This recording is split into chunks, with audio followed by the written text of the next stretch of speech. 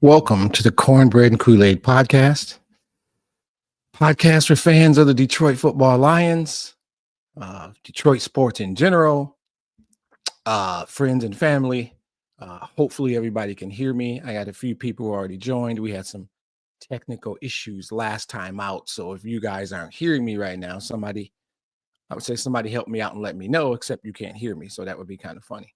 But if you are hearing me, somebody give me a thumbs up in the chat so I know everything's good.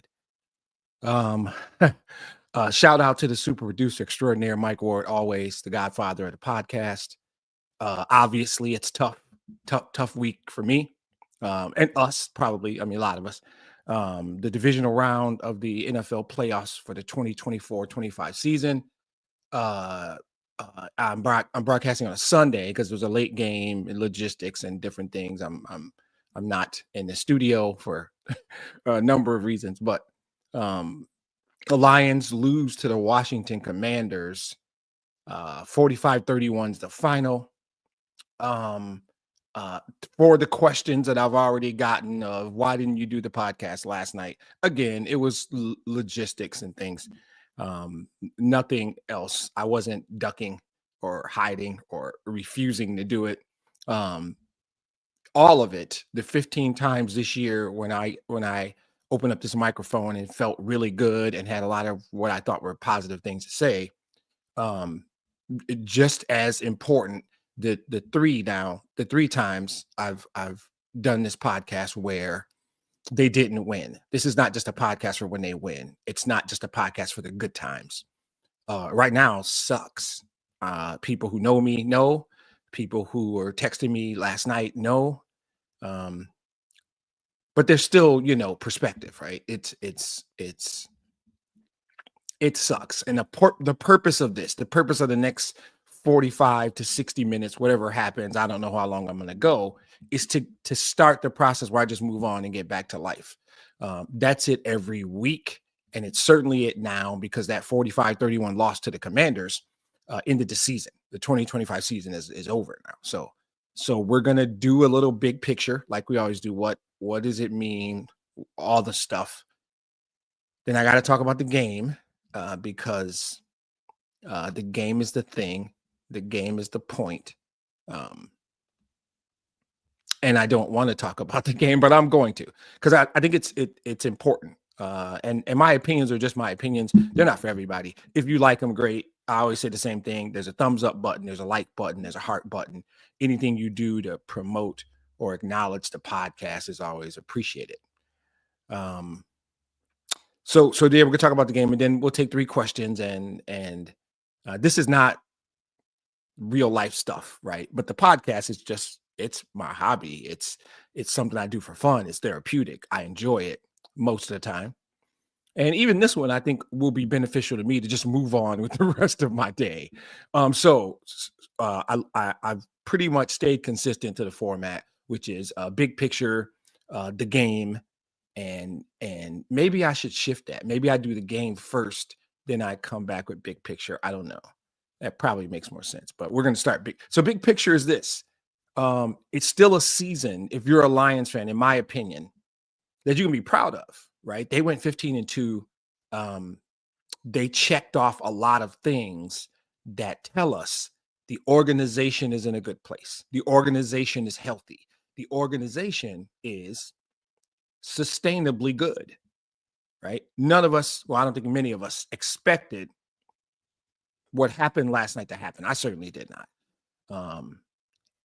Now the reasons and all that, we can get into all that, but right now with the emotion, you just want to go, man.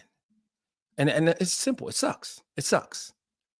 I'm not going to, once we get past the emotion, we still should realize we got a really good football team. And yeah, there is next year and all that lame stuff. There's going to be some changes. So there's a degree of excitement and curiosity about what happens. We get to see how all that shakes out. They have a very healthy cap situation. So if you want to really start to look forward and wonder, what does this mean? They have a really healthy cap situation. So I think that right now they are, I looked it up, sorry, the 8th most cap space The source I looked at said they have the 8th most cap space. Now, some of that is you're going to extend Hutch at some point. You might want to re-sign Carlton Davis. There's all that money isn't just out there, right? But I think they have the ability to certainly add players via free agency. And we have drafted well the last few years. I would expect, even though we're drafting a lot lower than we probably the lowest we ever have.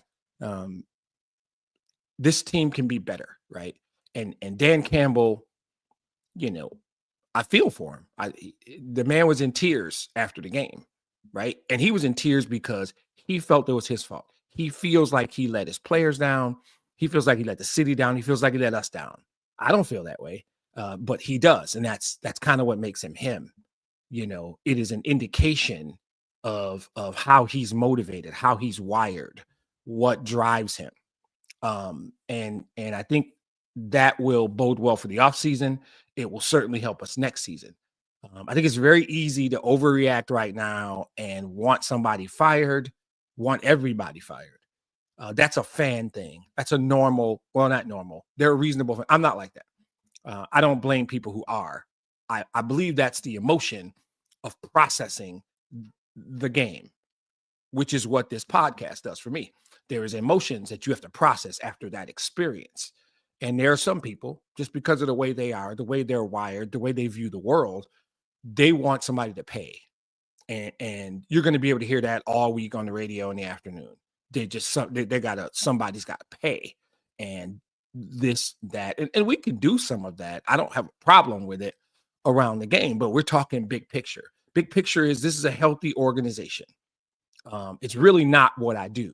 The title of the podcast is the Cornbread and Kool-Aid Podcast for a reason, because I'm an optimist. I always say it the same way. I'm an optimist in life, and multiply that by 1,000 when it comes to this football team. Cornbread and Kool-Aid is not some cute little moniker. It is literally the descriptive that Mike and I chose to define what this podcast is. So it's not for everybody, and that's cool. I don't firing anybody doesn't help, doesn't bring the game back. You're not going to win. It may or may not help you next season. The reality is you don't have to fire. Some people are going to leave. You may fire some people, but some people are going to leave. But if we're still talking big picture and you don't look at this team and you see talent on the roster and the coaching staff, you see leadership in the building that can match any team in the league, then we just have to agree to disagree. And that doesn't do anything about what happened last night, but it does help us think about and prepare and process this, because we know what's coming next year, what's ahead of us. I think we can do some of that. Maybe there's a world where a bunch of defensive players get hurt again. Maybe. Probably not, though, right?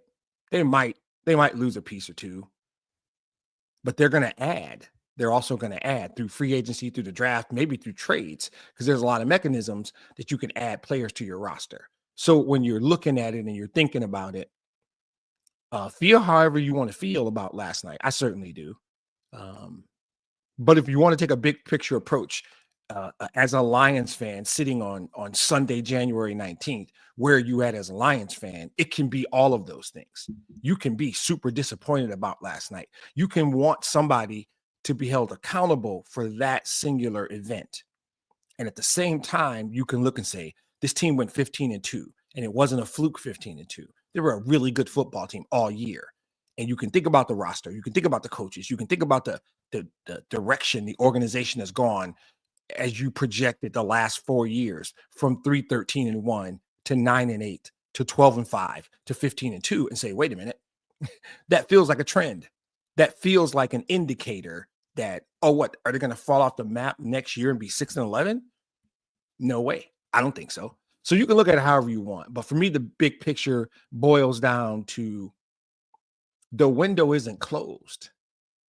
The window didn't close last night. I contend the window just really opened last year. This is a 3 to 5 year window that might now be entering year 2. It is an organization that figured out something. And I think losing coordinators can hurt if you don't have a culture, if you don't have leadership in your building that will help you to define and identify the next coordinator. If you don't have a process that you trust that's going to help you pick it out and make sure that the next guy may not be Ben Johnson, but he might be really good. But the same people who sat down and said, hey, let's look at our tight ends coach, Ben Johnson, and consider him as an offensive coordinator. And that same group in that same meeting that said, do we think Ben's ready? That's the same group of people who are going to pick the next offensive coordinator and possibly the next defensive coordinator. So when you look at it from a process standpoint, examples like a Kelvin Shepherd, there's going to be a meeting. And I talk about it all the time in real world business, in life, in just about everywhere. You see something that happened. You see an idea. You see an event. There was a meeting. It's probably a lot of meetings, but there was one really early where you talked about strategy. You talked about direction. And I'm going to start a new feature on the podcast, by the way. I know I can put up comments now. So well, I don't know if people want their names, so I could show it, but Deanna jumped in with a question. Do I think the Detroit should look at different players for next season? That seems like a simple question, but it's not. The way the league works, they're going to have to. There will be players whose contracts expire. There are players who didn't play well. There will be new players on the roster. The question, the nuanced question, is very specific players, right? There are people who believe we should look at another quarterback, which is not going to happen. And I'm not going to do that thing. I can't do it today after his performance last night. The short answer to your question is yes. Roster turnover in the NFL is generally, I'm going to say, depending on the organization. A really bad team might turn over 25 players. A team like the Lions will have, and when we say players, we mean guys who are going to actually contribute.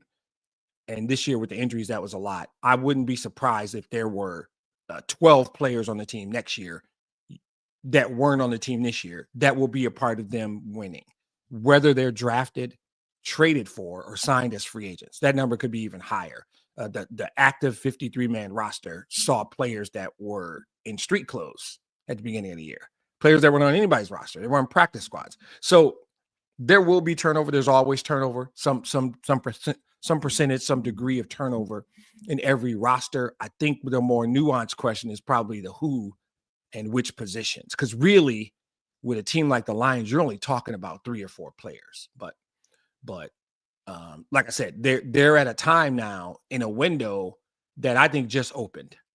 So if you don't believe me, it's cool. But if you do, take solace in that. It's not like this team is going to drop off next year. They're going to be a Super Bowl contender, in my opinion, for the next 3 to 5 years. You still have to do the work. You have to show up and play the game and beat the Commanders at home in the divisional round. That's the lesson. That's the lesson. Some people, because they were in San Francisco up 17 last year, and I might be in this group, quite frankly, presumed, okay, I think they did a lot of things right in the offseason. There's no reason they shouldn't get back to the NFC Championship game. It was like a given to me. And I don't do regret at the time I made those statements. All the data and evidence supported my opinion. I don't think last night made me wrong about this team. And if you wonder, wait, why? How can I have such confidence? How can I still be positive, 12, 14 hours after what happened?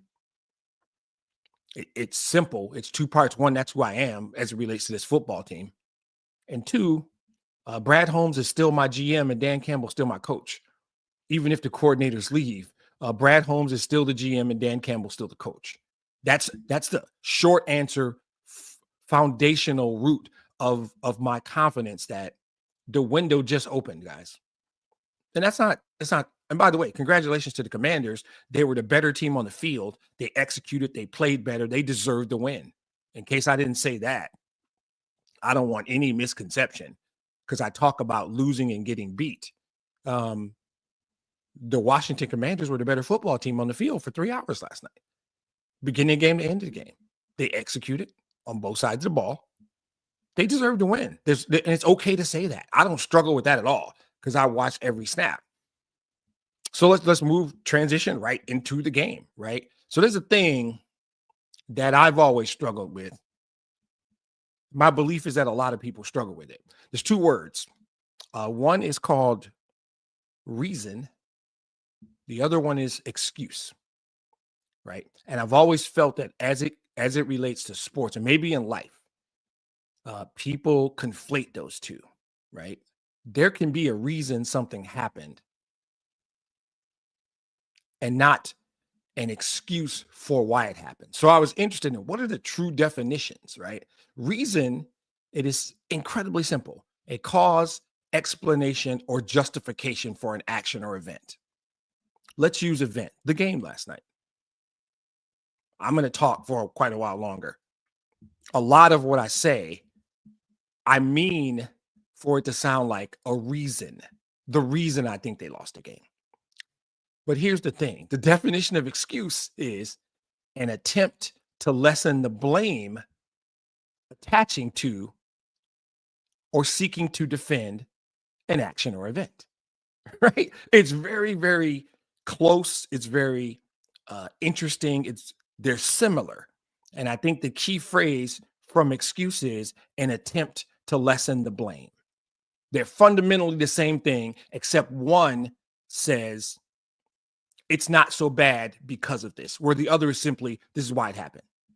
That's my take. You can disagree. So as I'm talking now, probably for the next 20, 25 minutes, many of the things I'm going to say can, in the wrong context, sound like excuses.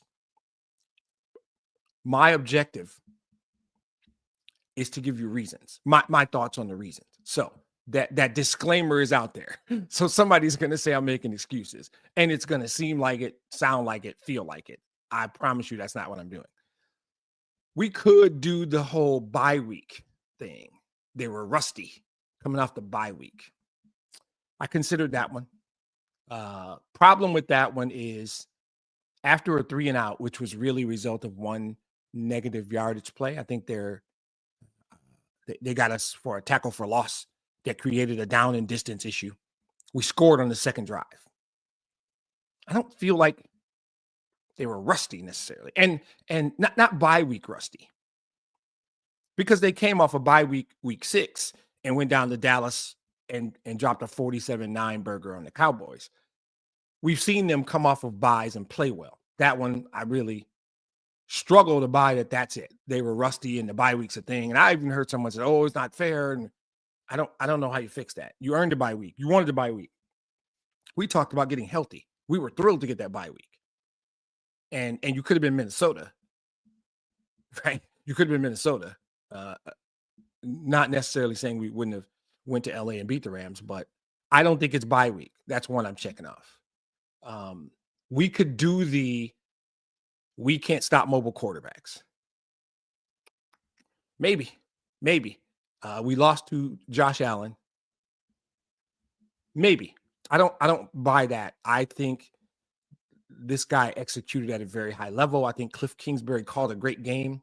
Jaden Daniels is very good. He's trending towards special.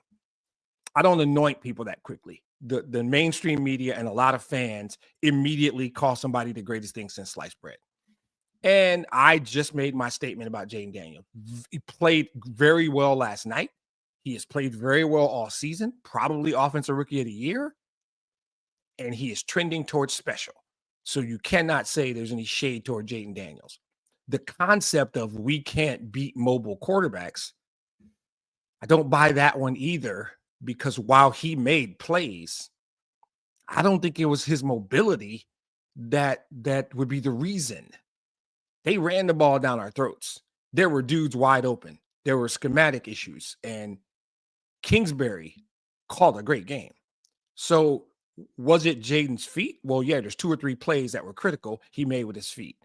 But I contend it was passes and gashing runs by their running backs that beat us. So I don't buy we can't stop mobile quarterbacks.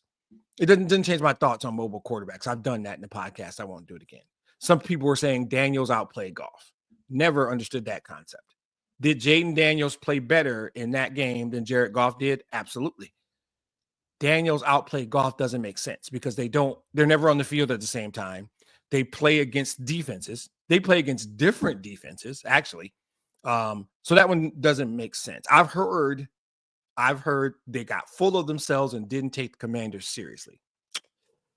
That's another interesting one. It's largely because it comes from one of the people I'm closest to in the world, my brother. But I think it might have just been Kenny venting. He might truly believe that. Wait, was it Kenny? Somebody said they didn't take him seriously. It might not have been Kenny. I don't want to put that on him. Somebody sent me a thing. We're not taking them seriously. That's inconsistent with what I've seen from this team all year, whether it was going to Dallas or going to Houston or the Minnesota game.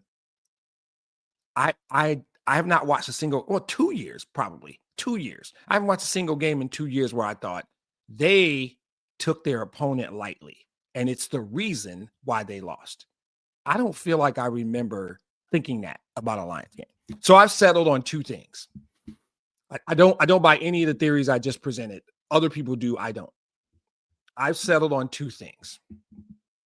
The first one is pretty simple. I've said it many times in the podcast. This is not rocket science. I'm not brilliant. Anybody who watches football knows this. Turnovers are the great equalizer. Who's the better team doesn't matter. Where the game is played doesn't matter if one team turns the ball over 5 times and the other team does not. It is. And I will say the late one doesn't even count. 4 turnovers to 0. If you don't tell me the teams, where the game is played, playoff, regular season, preseason, and you come to me and say, hey, one team turned the ball over 4 times, the other team didn't turn it over at all, I will bet anything that matters to me the team who didn't turn the ball over won the football game. And we could talk about Houston earlier this year where Goff threw 5 picks and they found a way to win. Okay, that's cool. Every rule has an exception. I'm actually fine with that. The reality is turnovers are the great equalizer. They just are. And if you think about it, which I've said many times, think about the field of play, and think about it this way. 40-yard line to end zone, 40 to other 40, and other 40 to other end zone. 3 spots. In 2 of those spots, you are generally on the negative side of points. If you turn the ball over inside your own 40, the other team is almost certainly going to score. Maybe a touchdown, maybe a field goal, but they're going to get points. If you turn it over in the red zone, meaning the other teams inside their 40, you're giving away points you would have gotten. Maybe a touchdown, maybe a field goal, but you're almost certainly leaving points. So statistically speaking, the turnovers between the 2 40s, okay, you probably still give up points. But turnovers are just a great equalizer, and I can contend minimum 17 points were off turnovers. Now, the true statistic might say more, simply in that 1 interception was in the end zone. We almost certainly would have gotten points. I don't know if we would have scored a touchdown or kicked a field goal, but there would have been points off that drive. The fumble, there would have been points off that drive. The pick 6 is obvious. That's literally a touchdown you gave away. Imagine those turnovers don't happen. What kind of game is it? What kind of mental game is it, momentum-wise? At some point, the Commanders realize we're not just in this game, we're outplaying them. And at the same time, the Lions realized at some point, we're not playing well enough to beat this team. That mental piece, you saw it. There was times where I was like, this doesn't look right. This doesn't look right, right? Turnovers are the great equalizer. That's the first thing for me. Second thing is my quarterback played his worst game at the worst time. I always talk about quarterback play 2 ways. Throws and decisions, right? The decision you make, like where to go with the ball, manipulating the safety. Do you see zone? Do you see man? Do you check in and out of plays? That's the decision-making part. I have said many times, I believe my quarterback is elite at that part. And then there's arm talent. Our former quarterback had elite level arm talent. He can make any throw, sidearm, overhand, deep, short, whatever. Jared Goff is good, not great. But because he was elite at decision-making, he didn't need to be good. What his elite level decision-making always allowed him to do was I don't have to try that throw because that's not where I should go with the ball. Based on the defense, based on the checks, this is where I should go. I'm going to go there. And sometimes that's throw the ball in the dirt at somebody's feet. And while other people are bothered by that, those are almost always really good decisions by Jared Goff. Whereas Matthew Stafford, because he has a different level of trust in his arm, can try stuff that Goff won't try, right? But I'm not sure if he was hurt after the blow to the head. I don't know. I haven't looked at it enough. I kind of stayed away from everything this morning. I just didn't feel like hearing it. I wasn't feeling like hearing it. I know that he made bad throws and bad decisions. Both. And when I come on this podcast after a game, we goes 18-18, I spend 15 minutes doing a segment about how good he was. I have a running joke with our friend Andy. I'm going to talk about Goff right now. And that's the toughest part of this, because when I was doing that all those times over the year, I believed it. I believed in my heart Jared Goff was an elite level decision maker on the football field. Jared Goff made the throws. Jared Goff was a leader in the huddle. And guess what? I still think that. Don't misunderstand. Reason, excuse. They lost the game last night because Jared Goff made multiple bad decisions and multiple bad throws. Is the only reason? No. But if you tell me I could take back a couple of plays, I know the ones I'd take back, and they're involving Jared Goff. So I'm open up to say, hey, I watched every play Saturday night. And if you can take one data point, ignore 15 other ones, and say, Jared Goff is the quarterback you saw last night, not the guy in Seattle. I think it was Seattle where he went 18 for 18. Not the guy who in Houston bounced back from a disastrous first half and led that team to a win on the road against a good football team. He's not that guy. He's the dude that played last night. Then that's just how you make decisions. I'm cool with it. But to me, it's simple. Turnovers and the play of your quarterback, because the play of your quarterback has an impact mentally. It was demoralizing. A couple of those plays, I watched him walk off the field, and everything in his affect said it to me as a fan watching it on TV. I can only imagine what it said to his teammates. That's part of being a leader. That's part of us chanting your name at random events. When the leader fails to lead from a performance standpoint, from a mentality, psychological point, because I know there are times where there have been guys have said it. They didn't know. They weren't sure. And Jared Goff said, we got this. And all this is a snapshot. I am talking about one game. Happened to be the biggest game of the year. Those are the reasons. Those are the reasons. The quarterback play was not at the level it needed to be that team on that day. Full stop, right? Turnovers and the play of our quarterback. Those are the two reasons why we lost the game. Now, there is other stuff that happened. Amik's injury hurt because we're already missing Carlton Davis. I'll get to Kenny's boy, Terrion Arnold, at some point. He did not have a good football game, Kenny. I don't know if you're listening or not. I am not with you as like cut him or bench him. He didn't have a good game. Amik Robertson had been one of the biggest reasons how they withstood the defensive injuries, because Amik went from slot to outside and balled out, including kind of putting clamps on Justin Jefferson week 18. Amik got hurt early, and I knew it. The way he left, somebody else was holding his arm. I was like, that ain't good. That ain't good. His elbow is jacked up, or there's a fracture. We're not going to see 21 again today. That was huge, right? From a concept standpoint, it has been a long time since I've seen the Lions miss as many tackles as they missed last night. Missed tackles were critical. I mean, the list of plays I could talk about missed tackles, not just McLaurin's, which partly scheme. Why are there only two dudes out there? You're blitzing Branch when there's three guys stacked up and we only have two defenders. That being said, somebody had a shot to make a tackle. Pascal got a free rush on Daniels and whiffed. Melifonwu whiffed in the backfield. Missed tackles were massive. We talked about the turnovers, but that fumble, I think they were going in for a score. And that was at a time that was important. McLaurin's touchdown, like I said, was a combination of bad scheme and poor play, the missing of the tackles.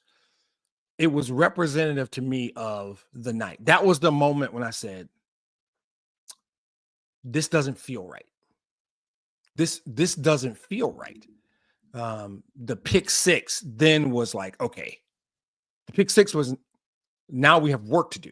I wasn't SOL or, oh my God, I wasn't that.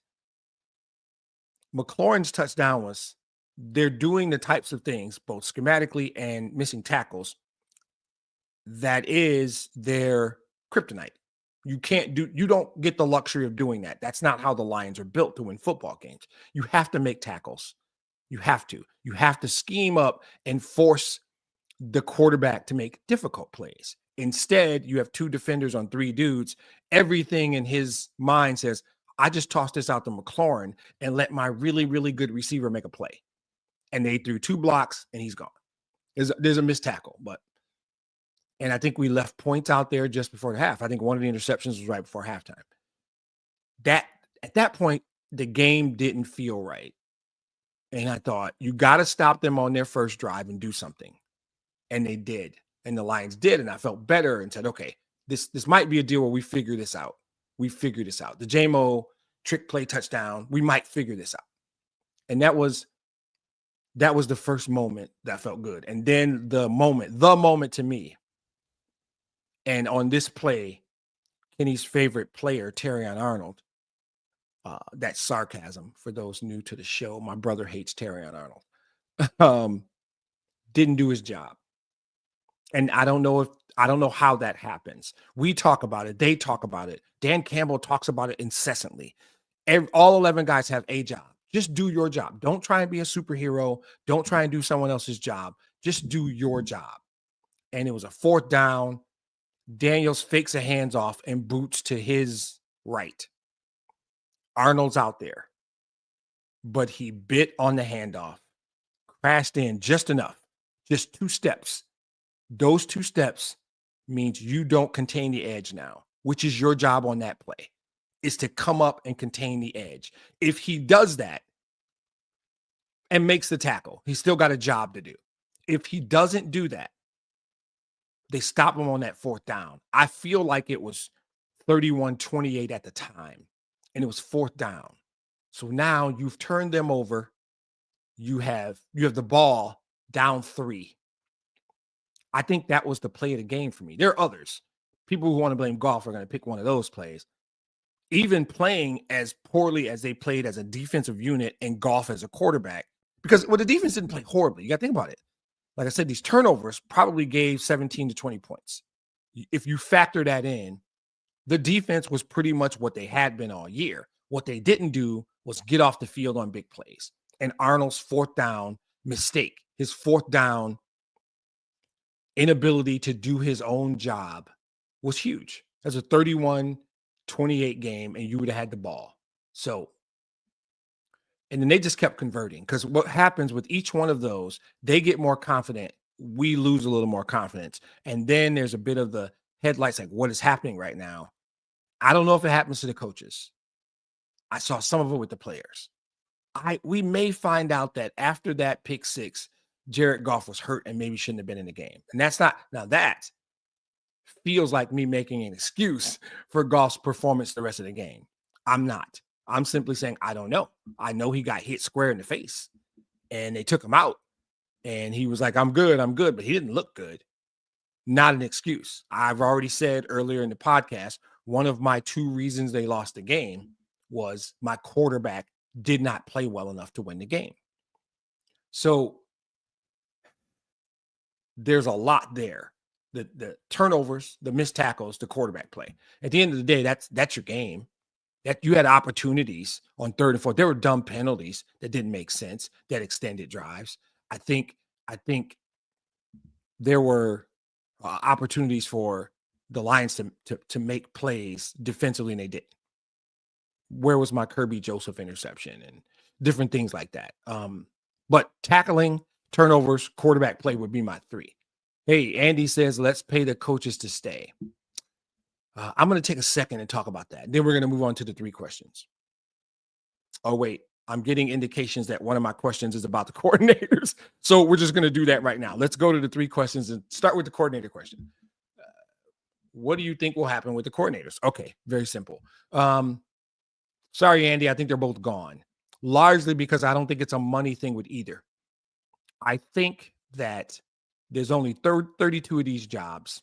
I think almost every assistant coach in the league wants to be a head coach. Now, I personally don't believe every assistant should be a head coach. I think there are some assistant coaches, some coordinators that are good at being coordinators. They're good at being coordinators, and they're 2 different jobs.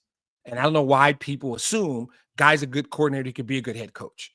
I don't know why people assume Ben Johnson's going to be a great coach, because his play calling is very good most of the time. But the job of a head coach is different. Now, he may call his own plays as a head coach. He may not. But if he then, I don't know if the skills that necessarily make you an exceptional coordinator automatically translate to make you a really good head coach. I don't believe that. That's why you see so many great assistants fail. Jim Schwartz was a great coordinator. He's a great coordinator now.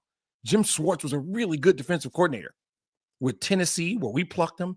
I think he went to Philly, and right now, don't remember where he is. Schwartz is somewhere right now. Cleveland, maybe. I think he's in Cleveland. Jim Schwartz is a really good defensive coordinator. And now, if he gets another shot, he might be a better head coach. I know that as the head coach, there were things about that job that got by him. Some guys are built to be coordinators. The jobs aren't the same. So my answer to you is it's probably not about money, although it's a lot of money. And I would say to you, if Ben Johnson walked into Sheila's office with his agent and said, if you give me X amount of dollars, I'll stay as a coordinator, she would kill a small baby to get the ink pen to sign the check. If it's that simple, I don't know that it is. I don't believe that it is. I think Aaron Glenn wants to be a head coach. I think Aaron Glenn has the makeup to be a great head coach. So going to the actual question asked, I actually think they're both gone. I think Ben's going to have his choice of Vegas or Chicago. And I think you will probably hear AG announced within days as the coach of the Saints. I think both of those things are done. So my answer to the question that was asked is I think they're both gone. I think the Saints have already made their decision, and they were just waiting for AG's season to end, and now he is. He has a history with that organization. I think AG is going to be a really good coach. I think AG is better equipped to be a head coach than Ben Johnson. I think Ben Johnson is a great coordinator who may or may not. The things that make Dan Campbell great, everybody doesn't have. Everybody doesn't have a fraction of it. I do believe AG has some of those characteristics, though. I think Ben is super smart, and I think he might, depending on where he goes and who his quarterback is. But all the injuries that happen on defense, and we've somehow found a way to get to 15-2. That's why Aaron Glenn is going to get probably the Saints job. I think Vegas and Chicago are going to offer their jobs to Ben Johnson. And it's not about, well, it might be about talent on the field in Vegas, but I think for him, his decision might be about the structure of ownership, the structure. The Vegas Raiders have money problems. Like, you assume a guy owns a team, he's super rich. It's not really the case with him.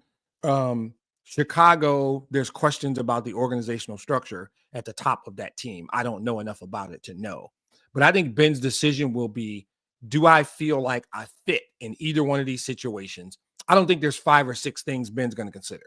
I think he's going to narrow it down pretty quick. I think he's going to certainly get a couple of offers. And if he feels like those situations are right, we'll lose him. If you tell me we're going to lose one and we're going to keep one, I would say we're going to lose AG and we could possibly keep Ben. And to Andy's point, if Ben says those situations don't fit, but I feel like I deserve more money, I do not think that will be a problem. I do not think this is a money question. And anybody out there who's saying, oh, it's about money, I don't know if they're plugged in. But both Vegas and Chicago have healthy cap situations. Chicago may have their quarterback. I don't think Vegas does.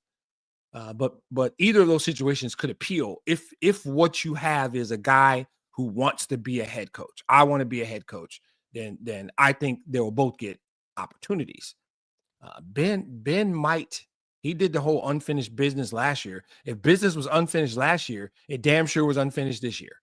So I don't know, but they will evaluate the leaderships of those organizations. They will evaluate whether or not those situations will put them in a position to be successful. I personally believe they're both going to go. I would think 90% they're both going to go. But I will follow that up with this. I talked earlier about meetings. Whenever something happens, there's a meeting. There was a meeting that took place 3 years ago. And in that meeting, somebody said, we fired Anthony Lynn. We need to replace him with an offensive coordinator. Somebody in the meeting said, what about the tight ends coach, Ben, what's his name? The same group of people will be in the meeting this time, right? I believe they understand what they want in a coordinator. And we all assume Ben sits on the toilet making up plays with toilet paper. And, oh, look at all this trick bag crap. Maybe. Maybe, I don't know.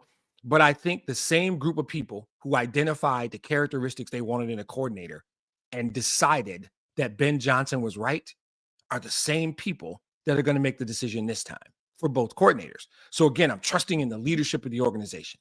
If Spielman's still here, he'll probably be a part of it. I imagine Brad Holmes will be a part of it. I know who will probably make the final call is a guy named Dan Campbell. And I trust Dan Campbell. Dan Campbell first he fired Anthony Lynn because he knew that's not what we're doing, which is a really hard call because by accounts, Anthony Lynn's a nice guy and he had hired him less than a year before to make that call. He did it with Aubrey Pleasant as a defensive backs coach. Dan Campbell has the ability to assess people from a culture, fit. Do you have the thing we need? No different than a player. This is what it takes to be a Detroit Lion. This is what it takes to fit. And from player acquisition, we talk about scheme fit. We talk about culture fit. We talk about financial fit. It's no different with assistant coaches. And I think they'll sit down, and it could be ex-coach. Robert Saleh, I think, is unemployed right now. He was, by all accounts, a really good defensive coordinator in San Francisco before he took the Jets job. Now, is that the same scheme? Is that the right scheme? I don't know. But I think there are dudes in the building. Kelvin Shepard is probably going to get a look. Brunell and Scotty Montgomery might get a look for OC because they've been in the building. They've been in those meetings. They know the culture. We already know they fit the culture. They get what we're doing. Could be that simple. Maybe they go outside, throw money at a former head coach or some up and coming dude. My thought process is they have known for at least a year Ben was probably going to leave because he almost left last year. I mean, he got interviews last year. They know who Aaron Glenn is, and they know because they've said it. That guy's going to be a head coach one day, which means he will not be my defensive coordinator one day. Good leadership is prepared for this. And I believe in the leadership of the organization. So I think they're ready. I think they're prepared. I think I wouldn't be shocked if there's just a subtle announcement of two guys already in the building getting promoted. It might be bigger and splashier and more fun if they go hire Robert Saleh or somebody else who we think who was once a coordinator and they think can do it again. I wouldn't be mad about that either. But if you ask me to wager, I wouldn't. I would say somebody in the building's getting promoted. If it's just about money, I agree with Andy. Cut the check. So next question. What does Brad Holmes need to do roster-wise?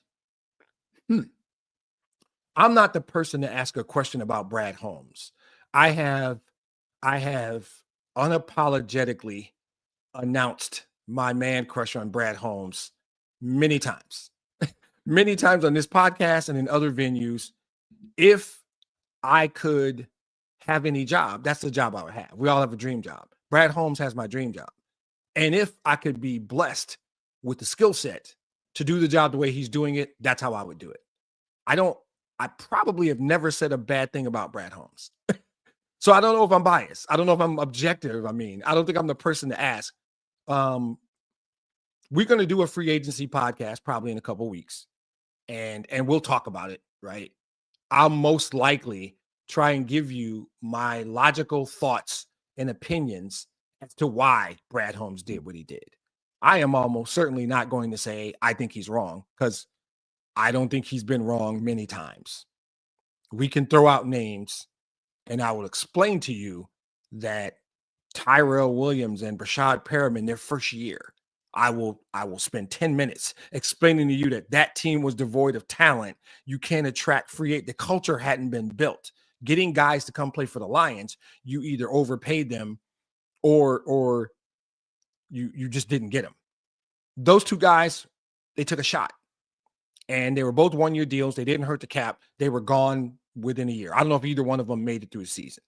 That's not a bad signing. That was, we took a shot. Why? Because at that point, they were still SOL, and nobody wanted to play for SOL. They don't have to do that anymore. They have built a culture. They have built an organization that players want to come and play for. So it's a different deal. Carlton Davis, they traded for. He will probably re-sign here. Amik didn't have to sign here.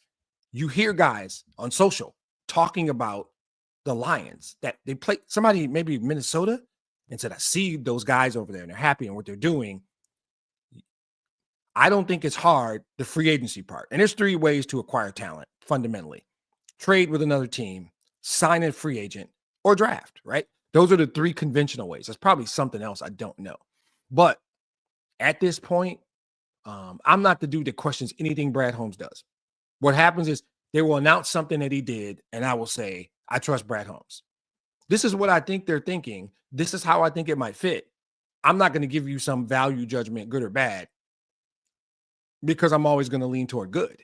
That's and in 4 years, that's how I feel about Brad Holmes. His ability to, him and his staff, their ability to evaluate college talent, their ability to understand fit. Tim Patrick, great example. Tim Patrick just fit what they needed. People were sweating last offseason. How are we going to replace Josh Reynolds? Oh my God, we don't have a third receiver to replace Josh Reynolds. What? Oh, go trade and get DeAndre Hopkins. That's fan nonsense. Brad Holmes is the dude who makes the decisions. I trust him. I think the coordinators might have an impact. If we go outside and bring in different coordinators and their schemes, you bring in a defense coordinator who likes to play more man, that might impact who you sign, who you trade for, who you draft. So I think the coordinator part play a part in that. But I think that I would be surprised anything drastic changes scheme wise on either side of the ball. I think Ben Johnson's scheme is still a play action based scheme. Run the ball effectively. Montgomery between the tackles. I think you might see more Jameer in terms of distribution.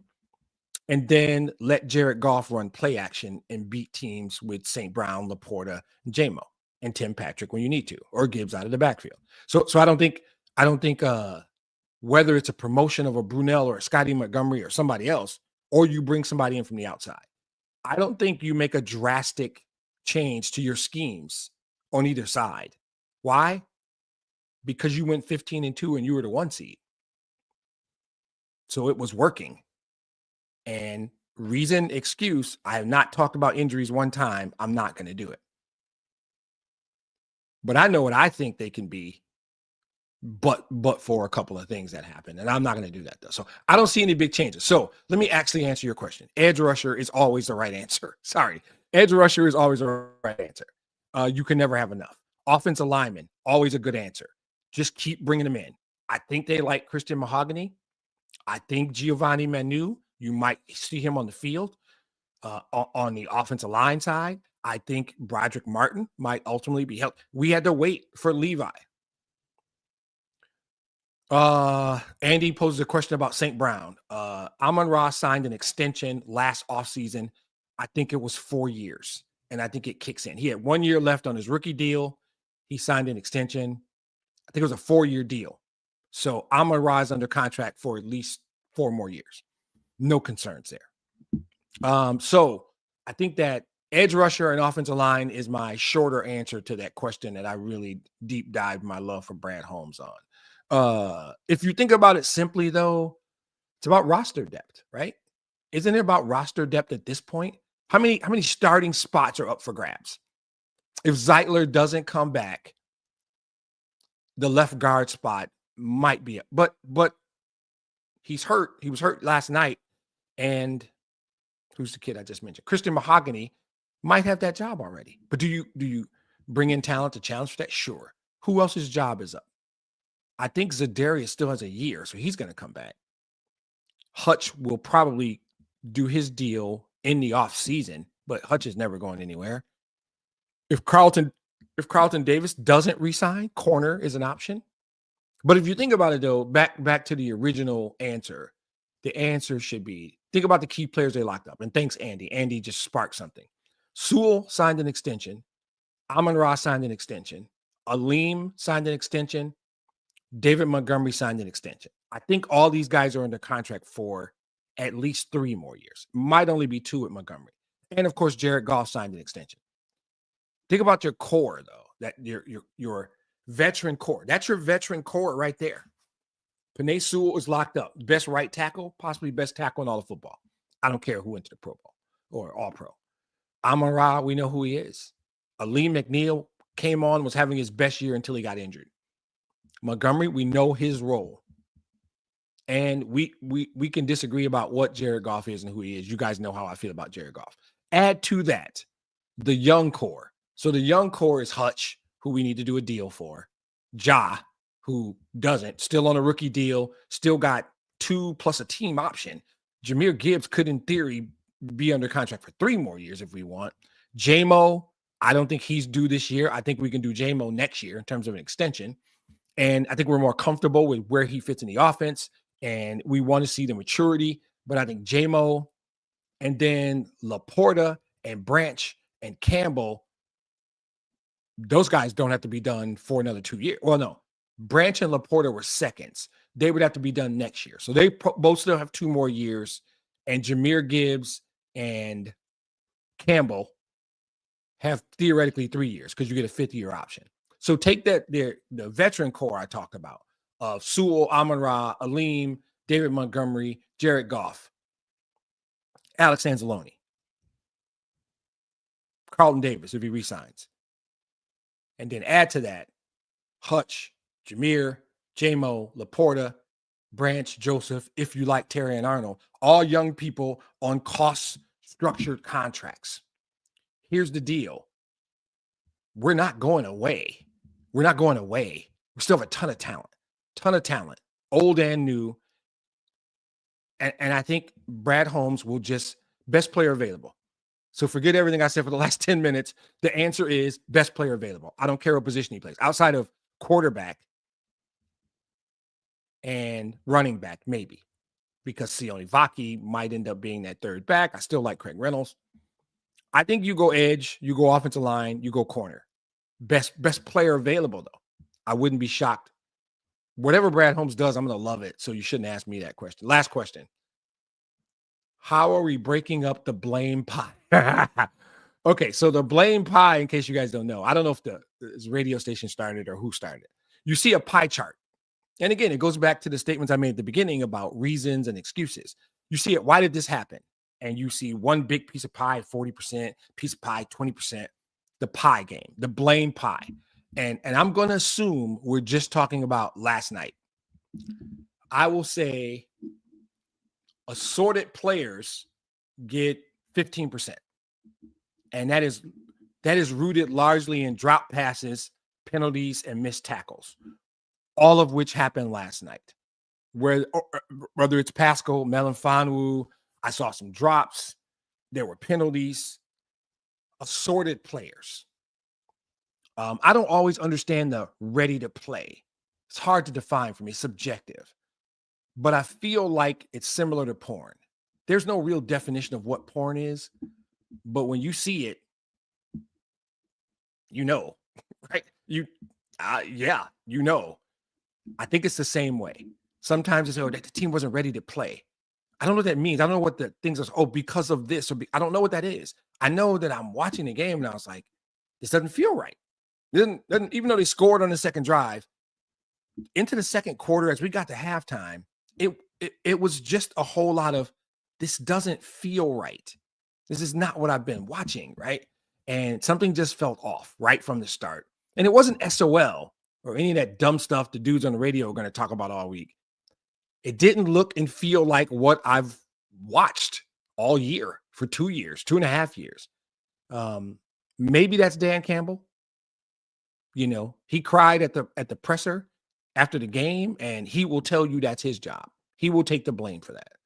I'm not doing it. So I'm going to go assorted players based largely on missed tackles, penalties, and something else I mentioned and forgot. The play of random players. Tackling.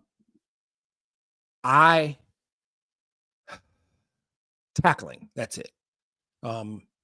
James jumped in. That was my last game I was rooting this year. Oh man. That's a good friend of mine just feeling for me and apologize. Appreciate it, James. AG gets 15%.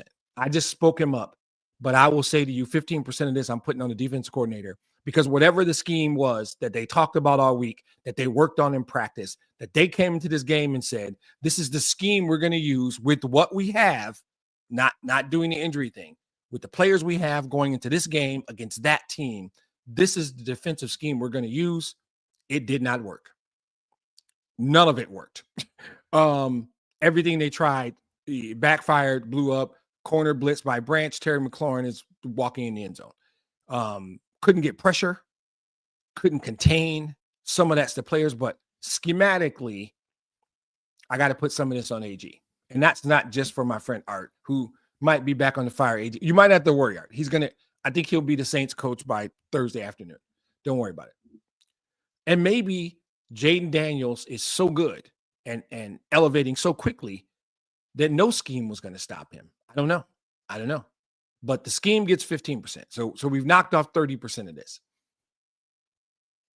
I'm going to put 20% specifically on Terrion Arnold, not just to make my brother happy, but I'm going to tell you, I remember off the top of my head, no notes, 3 plays. The one, I think, was backbreaking. It was the 4th down play I talked about earlier. All he has to do is hold contain. It's a 31-28 game. He holds contain, makes that tackle. We have the ball down 3. So huge. He got beat a couple times where I think he just got beat. He missed 2 tackles, I remember, but his 20% is largely on one play. It's the play I think was the most critical play of the game. It was such a big deal, and he can't bite on that run. There are tackles and linebackers responsible, and if Daniels hands that ball off, it is their job to make that tackle. Your job is hold outside contain, because if he doesn't hand that ball off and he boots to his right, you have to be the guy there and you have to make the tackle. And he didn't either. That 4th down, that was a foot on the neck moment. And I remember saying to myself, that's it right there. I get it. He's a rookie. Sometimes he doesn't know. That wasn't a rookie mistake. That was an overly aggressive, superhero, selfish mistake. Just do your job, man. Just do your job. So the other 50%, Andy, get your popcorn. My quarterback. It's that simple. Jared Goff picked the worst game to play his worst game. That's it. 50% of this I'm putting on the quarterback. The quarterback is that important. The mistakes a quarterback makes are that impactful. Jared Goff was singularly, I wanted to get that out. I knew I wasn't going to. Singularly responsible for, fair to say, 17 of Washington's points. Yeah, half of that was my quarterback. And he will probably stand, he might have already. I've stayed away from all stuff. I just couldn't take it. He will probably say to you, yeah, that's about right. I blew this game. I lost this game. Now, the jersey's not coming down in the studio.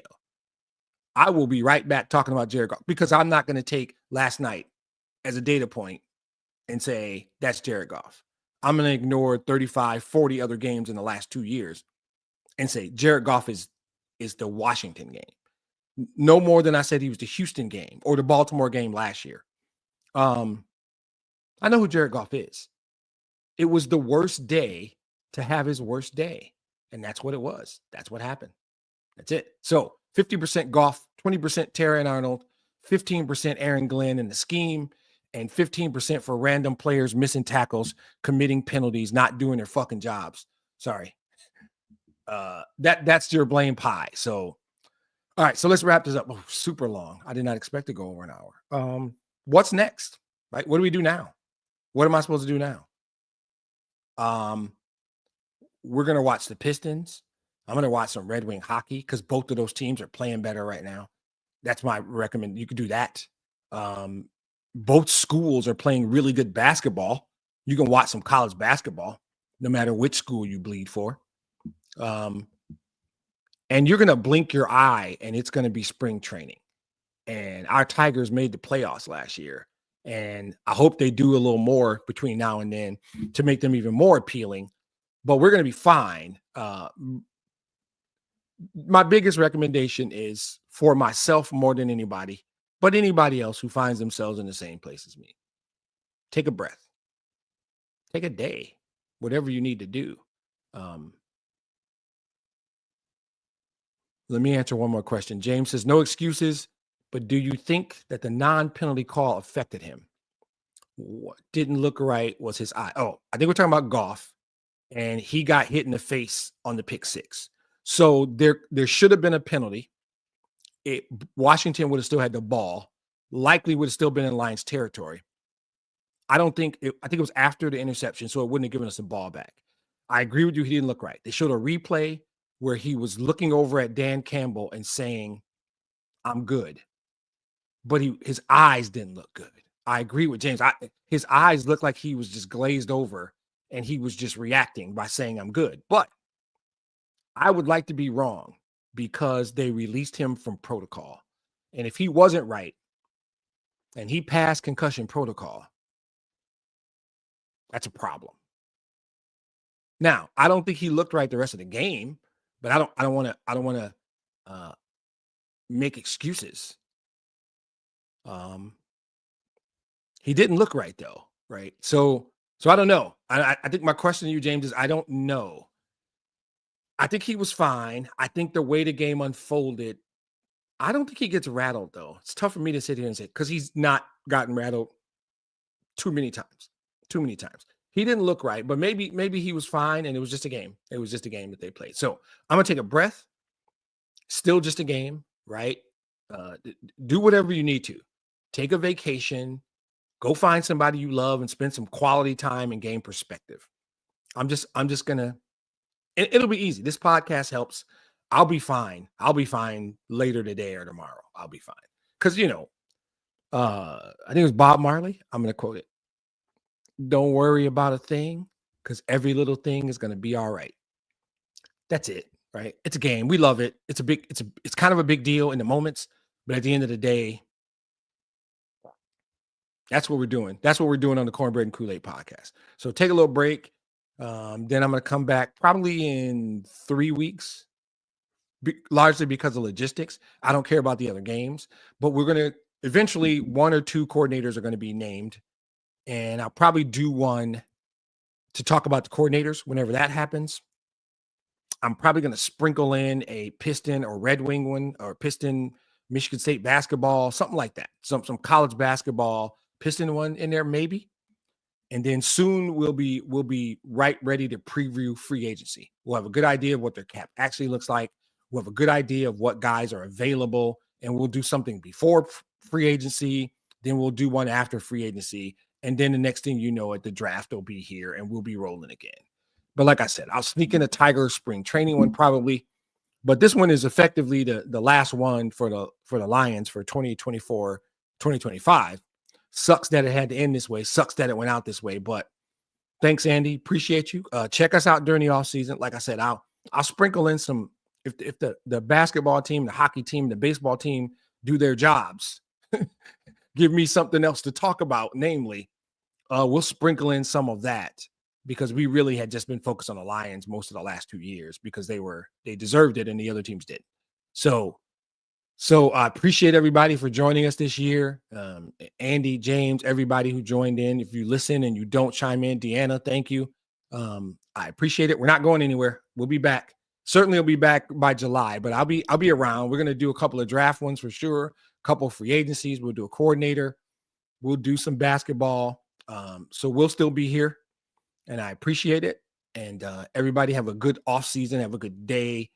We'll be fine. It's all good. We'll be fine, guys. Have a good one.